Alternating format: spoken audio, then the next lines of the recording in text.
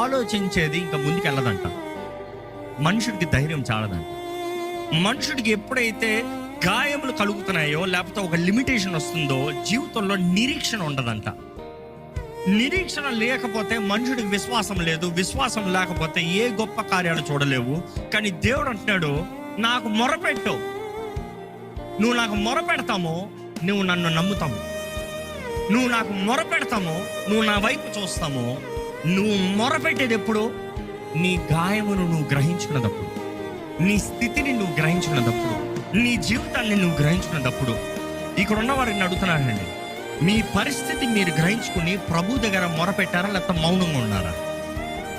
ఎందుకంటే చాలా మంది పరిస్థితి గ్రహించుకుని ఏమంటారు తెలుసా? ఇంకేం చేస్తావు, నేను చేయగలిగింది ఏముంది, నా వల్ల ఇంకేం చేయలేడు, మనుషుడు ఇంకేమి చేయలేడు. అవును, మనుషుడు చేయలేడు, కానీ దేవునికి